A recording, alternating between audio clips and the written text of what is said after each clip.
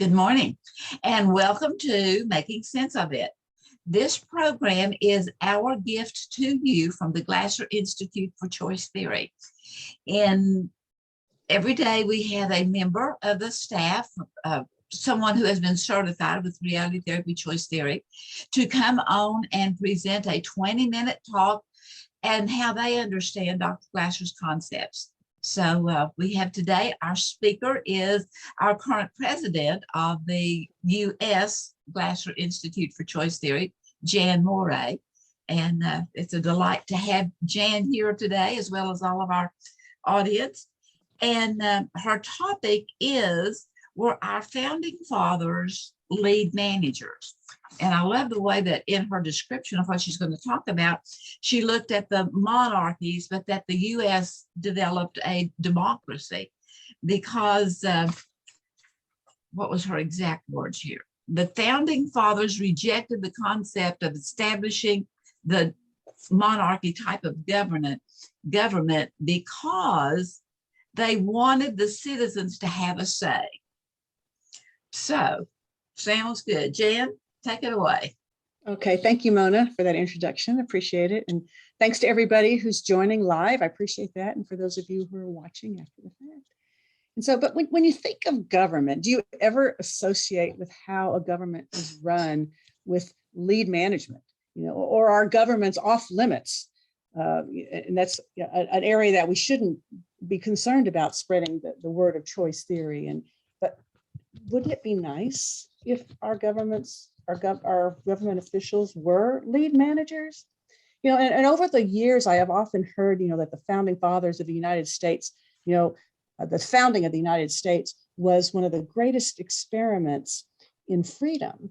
And I never really thought about that or understood what that meant until now. And so my journey started in March of 2022. When my husband and I decided to take a trip to Bali to visit my daughter, who had been living there for a while. And, we had heard about this virus that was spreading around the globe. And we just kind of went, oh, well, we're going to keep going. And, my daughter, I had promised her that we'd go visit her. And, even though a couple of our flights had been canceled and we had to reschedule, we decided to go anyway. So we had a great trip. It was so wonderful. No crowds. And the hotels were so excited to have us that we got upgraded to the best rooms and stuff. And so that worked out real well for us, but maybe I can talk about the trip on another one. But after that, we were planning to go to Vietnam. But the day before we were to leave for Vietnam, our flight got canceled because their border closed and other borders were closing. And my daughter said, well, the United States is talking about closing their borders too. And I said, they can't do that. We live in a free country. Everybody just kind of stared at me like, what are you talking about? But for some reason, I guess, Jim, going back to your thing about the scales, I wasn't going to say this, but my scales were very well tilted. And I'm like, this is wrong. What's going on? This shouldn't be happening here.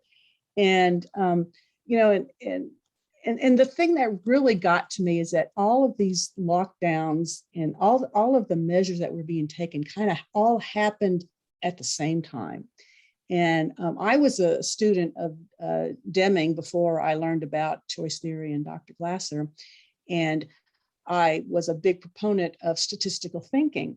And according to statistical thinking, for all of this stuff to happen as rapidly and as synchronously as it did, the chances of that are almost impossible. Something was going on.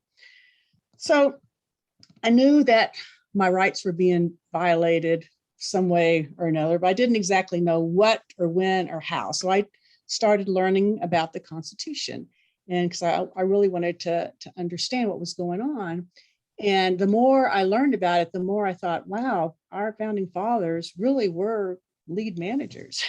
And so I'm going to kind of help go through what I found out and see if you agree. And then maybe after the recording, we can discuss it a little bit. So, going back to the beginning of the United States, when many people came over to the New World from England, and they came over to escape tyrannical rule, or they were looking for religious freedom.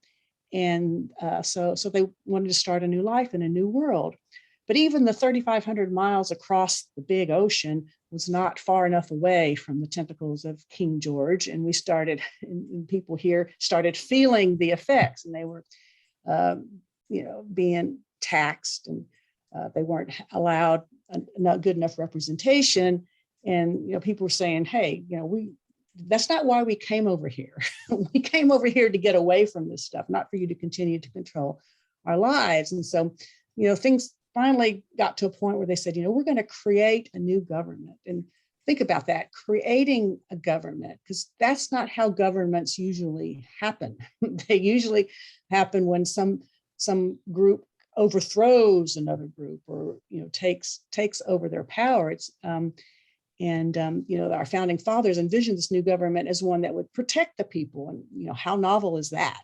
Instead of trying to govern them and get them to do what you want, we're trying to protect the people so that they can go and do their own business and do their own thing. So when they were creating this new government, they would restrict the government to certain powers, which are called the enumerated powers, which I'm sure most of you have heard of. But that was only a small list of things. So the government could only be involved in things like to sign treaties, to regulate commerce, with foreign nations, to coin money, to establish rules of naturalization, and things like that. And so how does this compare with lead management? So the government was not created to power over the people. Its purpose was to centralize activities that made sense to delegate to a governmental entity. But it was to be done in support of the activities of the individual colonies. In fact, the states would have the same status as countries of the world, like England, France, and Spain. They were not really subunits of one country. They were sovereign entities. So as a lead manager nation, the United States would be providing services that where it made sense to be centralized. And so this would allow the states to make their own laws for what their people wanted to do. And so I look at that as the U.S. government being an enabler to kind of take care of issues that didn't really involve the citizens' everyday life. And so as they were designing this government, they said, well, we need to create 3 different branches of the government in order to separate the powers so not one entity has too much control over what's going on. Another choice theory, lead manager term, we want to reduce the external control that's going on. So the first branch is known as the legislative branch. And they only had the authority to create laws that were within their jurisdiction, which was within those enumerated powers. But the protection of our God-given or natural rights was always the end goal of the founders. And they did this by limiting what the government could do. And so then most of the people, when they think about the Constitution, what they think of is the Bill of Rights, and they think that gives us rights. But the Bill of Rights does not give people rights, because if they say, I'm giving you these rights, they can always take those rights away. And so the purpose of the Bill of Rights is to protect the people's natural rights and specify what Congress cannot do. I think the First Amendment says, that Congress shall make no law, that keeps us from exercising our natural rights. It cannot take away our freedom of speech, our freedom of religion, our freedom to assemble peacefully, even our freedom to bear arms. That's one of the original rights that everybody had. And so, all of the congressmen and the president, take an oath to defend our rights. And our elected officials are called our public servants. They're here to serve us, to serve the people. But the people are not to be the slave of their mandates and whatever they can come up with. Okay, so they created 2 bodies within this legislative branch. You had the House of Representatives, which is determined by the population, and their term is 2 years. So that way, if you don't like what they're doing, after 2 years, they're out of there. And then they had the Senate, which has equal representation from every state. And here again, they're looking at, we want to have everybody's voice being heard. And so we want to be able to say what the majority is doing, but then we also want to hear what the minority wants. If there's some lone voice out there that is being muffled by everything else that's going on, we want to make sure that we hear that. And so, can you be more of a lead manager than that? Where you're not trying to control the people, but you really want to protect and preserve their rights. And so, so many times we talk about that we live in a democracy, and you hear on the news a lot that, this is a threat to our democracy, but really the United States is not a democracy. We are a democratic republic. And so a democracy is majority rules. And that, it's like the most people who want something, that's the majority. But a lot of times the majority ends up being the loudest people or the most aggressive people. It doesn't necessarily represent what the majority want. And so a republic, though, is where we pick representatives, and our representatives take care of us. But we have the power over them because we get to elect them, to vote them in, to vote them out. All right, so that's the legislative branch. And then you have the executive branch, which is the president and the vice president, the cabinet, and some other people. And then the president, and really all of the congressmen, almost all of our public servants take an oath of office. And I'm going to read that. It says, as the president, I, Joe Biden, do solemnly swear that I will faithfully execute the office of the President of the United States and will, to the best of my ability, preserve, protect, and defend the Constitution of the United States. So what does that mean, to preserve, protect, and defend the U.S. Constitution? Well, it's the president's sworn duty to veto any unconstitutional law that's made by Congress. And so his job is to make sure that these things don't pass and to veto any bill that fails to uphold the Constitution. And so they really doesn't say anything about being able to make executive orders. It's about making sure that we are following the Constitution and we are defending and protecting the people. So the third branch of government is the judiciary, which is the Supreme Court and some lesser courts, and their authority was limited in scope as well. And they were mainly for disputes between citizens of different states, cases between states, cases with regards to treaties and other things, where it's multiple entities involved. But they have no jurisdiction over cases that affect your everyday life. It was things that dealt with this new government that was created. And so many people believe that the purpose of the Supreme Court is to determine the constitutionality of various laws, but nowhere in the Constitution does it say that. The courts cannot interpret a person's rights, and the people don't elect the justices, and not all, some judges at the lower level, but not at the national level. And so we can't do anything if we don't like them. So they weren't really. It wasn't designed for them to tell us whether something's constitutional or not. And so, as we know, one of the axioms of choice theory is that the only person whose behavior we can control is our own. And so we need to take responsibility for securing our freedom. I can choose not to comply, or I can choose to comply. It's not anybody's making me do it. And so, and according to the Constitution, the government cannot order me to comply with anything that is not constitutional. And unfortunately, that's difficult. It's difficult to stand up, and it's difficult to say, I'm not going to do this. And so we have abdicated the responsibility to the Supreme Court to determine what's constitutional or not.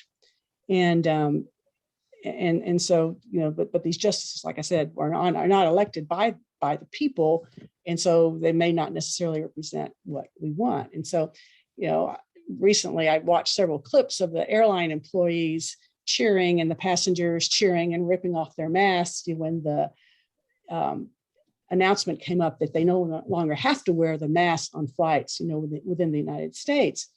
And so these people were choosing to follow the orders because it is uncomfortable not to, and people were getting arrested, people were put on no-fly lists. But in the Declaration of Independence, what it says in there, it is our duty when we're being asked to do something that we don't agree with, that it's our duty to say, I will not comply. I won't do this. And so, so what do you think would have happened if people had started, not complying from the beginning, say, I'm not going to fly, I'm not going to wear this mask? Yeah, some people would have been arrested, and some did get arrested, but if enough people would have done it, it would have stopped long time ago. So, and so, the framers, even in the Constitution, said that it is our lawful right to have civil disobedience, to not comply. It's the state's rights to nullify whatever the federal government says. So if a state decides that they don't want to follow what the government comes up with, it's within their rights to do that. And then even within your own communities, you can do that. And so we have a lot more power than we realize that we have. And so in order to know when to say, I'm not going to do this, you really have to know what your rights are and what's going on and what's going on in the world.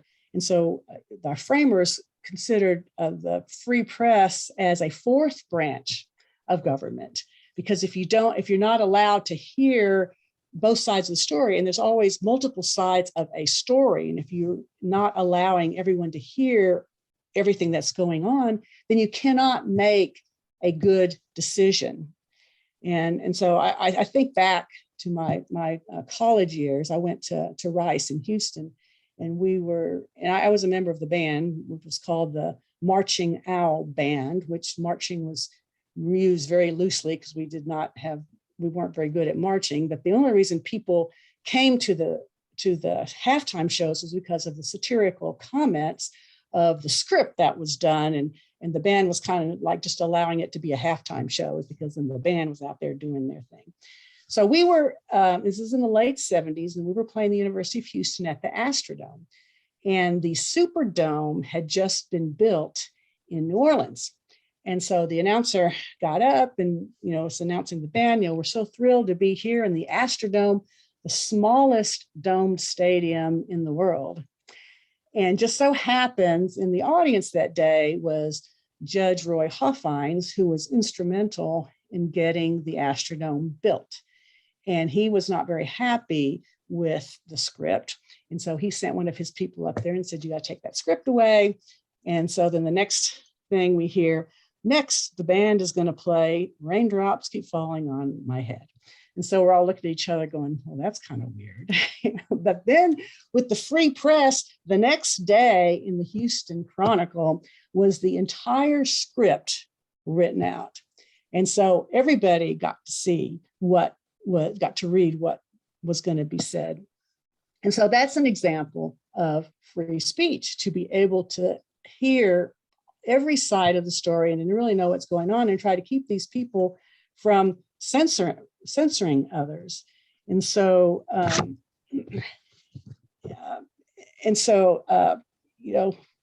when you're censoring what goes in the press, you're no longer providing news, you're providing propaganda. All right, I know that's harsh, but then that's all people hear, and then that's what people believe. And so I'm going to close with this. When our founding fathers were putting together the Constitution, Ben Franklin was asked, what have you given us? And he responded, a republic, if you can keep it. And so I want to help keep this experiment going. and by educating ourselves and others about what our rights are and what this country was founded on. Because I want to see it continue, because I think it's great, the foundation that we started. And both my parents came from other countries to the United States. And I heard all my life, how fortunate we are to be in this country, because we have so much going for us. So I just want to, say, let's keep talking about this. Let's keep talking about how we can bring lead management into our governments. And I hope you'll join me. All right, Jan. Thank you very, very much. The 1, 2, 3, and then the 4 added. I like that. The press being considered the fourth entity of the governmental. Of the government. branch. Yeah, I thought that was, I heard that not too long ago. And I was like, oh, I got to add that in. Right. And I'm not sure if it was, I think it was Ben Franklin in signing the Declaration of Independence that said we must all hang together or we will hang separately. Yeah. Because there was some great resistance to, and there seems to be resistance to now. But the more we can know about the legitimacy, the truth of what the laws are set to protect, serve. And what was the third one? Protect, serve, and protect, defend, and defend. What are they? I always forget them too. Yeah, preserve, protect, and defend. Preserve, protect, and defend. And part of those enumerated rights is even whenever there are wars to be fought and things to be settled, there are rules of engagement. Right. So that even, the president just can't say we're going to go war. I believe it's the Senate that has to come together and say, yeah, we agree this is going to happen. So, or treaties, I think it's treaties are the ones that the Senate has jurisdiction over. Thank you so much for all the thoughts that you put into this. And I heard you say something about talking about your trip to Bali. So yeah, we'll look at scheduling that. Okay. Well, thank you for being here. We'll go ahead and close out. Those of you that are here, please stay around and we will have some additional thoughts with Jan, and maybe you can give some input also. In the meantime, we just wish all of you good mental health. Many blessings.